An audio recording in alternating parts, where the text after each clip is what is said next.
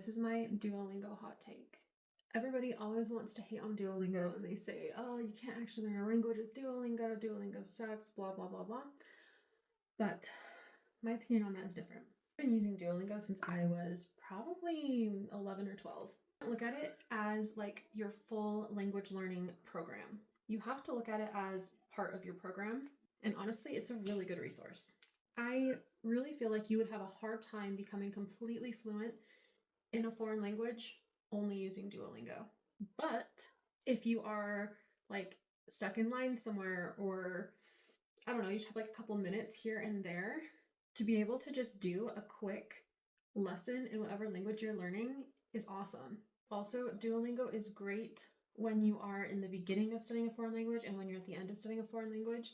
It's great when you're at the beginning because depending on the language, I will say I had a really hard time with the Korean course learning how to read. But for the most part, if you're not dealing with like a foreign alphabet, it's really good for learning just like basic pronunciation of that language.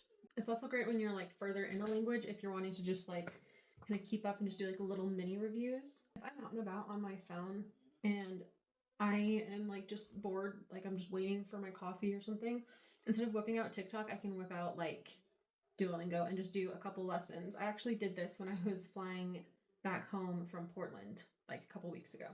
So I definitely wouldn't write off Duolingo, but I also wouldn't have it be like how you're going to become fluent in a language. One thing that Duolingo really doesn't do for you is show you like real world conversations, which most apps don't, and that's why I don't think you can have any one app be your whole language learning system. There's definitely things you have to add to Duolingo to make it useful for you.